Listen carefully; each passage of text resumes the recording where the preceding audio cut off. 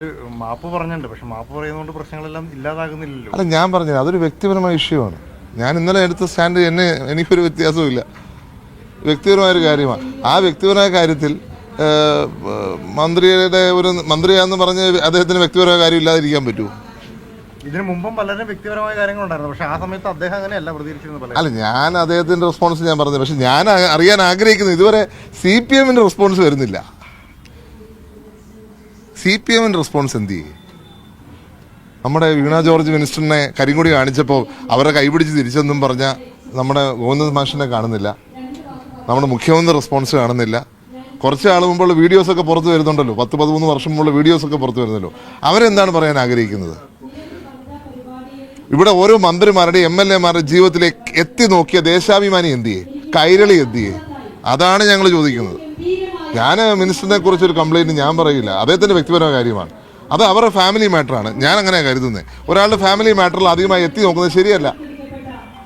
അത് ശരിയല്ല. നമ്മുടെ മാധ്യമങ്ങളും എല്ലാവരും ഒന്ന് വിട്ടു നിൽക്കേണ്ട ഒരു കാര്യമാണെന്നാണ് ഞാൻ കരുതുന്നത്. പക്ഷേ ഇതൊക്കെ മറ്റുള്ളവരുടെ ജീവിതത്തിൽ ഇടതുപക്ഷം ചെയ്തിട്ടുള്ളത് ആരും മറന്നിട്ടില്ല.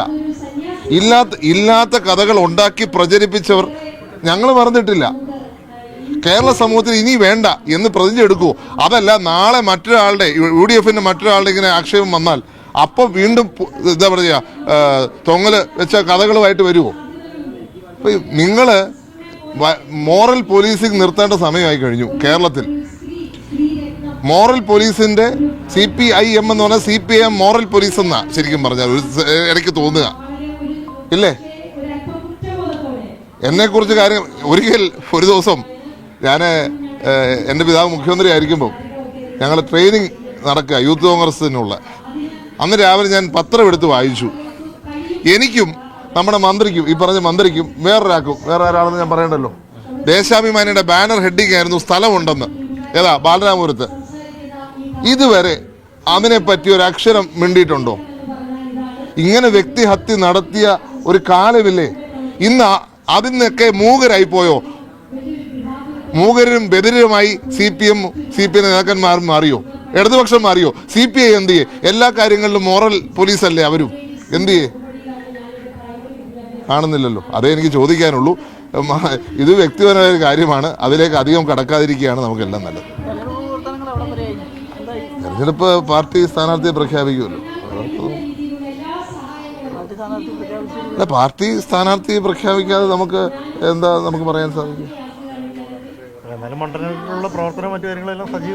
അല്ല, ഞാനെന്നും ഉള്ള പോലെ ഞാനെന്നും പുതുപ്പള്ളി സജീവമാണ്, ഞാനിപ്പോഴും സജീവമാണ്, എന്നും സജീവമാണ്.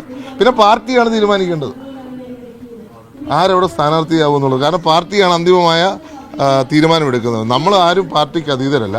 പിന്നെ പ്രവർത്തകർ അവരുടെ ഇഷ്ടത്തിന് ചില കാര്യങ്ങളൊക്കെ ചെയ്യുന്നിരിക്കും. നമുക്കൊന്നും നമ്മുടെ നിയന്ത്രണത്തിലുള്ള കാര്യമല്ല.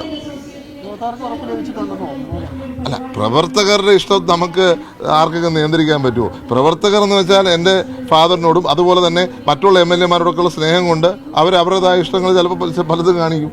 അത് നമ്മളെ ഉത്തരവാദികളല്ലല്ലോ. കാര്യം പറയുമ്പോഴേ പ്രവർത്തകരുടെ കാര്യം പറയുമ്പോഴും ഈ മൂവാറ്റുപുഴ, പെരുമ്പാവൂർ മണ്ഡലങ്ങളിൽ പ്രവർത്തകരുടെ ഭാഗത്ത് നിന്ന് പല രീതിയിലുള്ള പോസ്റ്റർ പ്രചരണങ്ങളും മറ്റു കാര്യങ്ങളും കൂടി ഇതിൻ്റെ ഇടയിലൂടെ ഉണ്ടാകുന്നുണ്ട്. അത് സിറ്റിംഗ് MLA-മാർക്കെതിരെ അടക്കം അത്തരത്തിൽ പോസ്റ്റർ പ്രചരണങ്ങൾ വരുന്നുണ്ട്. എൻ്റെ ശ്രദ്ധയിൽപ്പെട്ടിട്ടില്ല. അങ്ങനെയൊന്നും എൻ്റെ ശ്രദ്ധയിൽപ്പെട്ടിട്ടില്ല. ഞാനത് ആദ്യമായിട്ടാണ് കേൾക്കുന്നത്. ഞാൻ ആദ്യമായിട്ടാണ് കേൾക്കുന്നത്. പണ്ട് കഴിഞ്ഞ നിയമസഭാ തെരഞ്ഞെടുപ്പിൻ്റെ കാലത്ത് സാറിനെ വേറൊരു മണ്ഡലത്തിലോട്ട് മാറ്റുന്നതൊക്കെ പറഞ്ഞു കഴിഞ്ഞപ്പോൾ പുരപ്പുറത്ത് ചെയ്യുന്ന പ്രതിഷേധങ്ങളും ഉണ്ടായി. സ്റ്റാൻഡിയോട് അങ്ങനെയൊക്കെ പറഞ്ഞു കഴിഞ്ഞാൽ അത്തരത്തിലും പ്രവർത്തകർ പ്രതിഷേധിക്കാനുള്ള സാധ്യതയുണ്ടോ? എന്തിനാ ഇല്ലാത്ത കാര്യം ഉണ്ടാക്കിയെടുക്കുന്നത്? നിങ്ങളെ സമ്മതിക്കണം കേട്ടോ. ഒരു ഇഷ്യൂ ഇല്ല, ഒരു വിഷയമില്ല. ഈ ഒരു വിഷയം ഇല്ലാത്തടുത്ത് കേരളത്തിലെ മാധ്യമ പ്രവർത്തകരെ നമസ്കരിക്കുക. ഇല്ലാത്തൊരു വിഷയം ഉണ്ടാക്കിയെടുക്കാൻ നിങ്ങളെ കഴിഞ്ഞ ആൾക്കാരേ ഉള്ളൂ.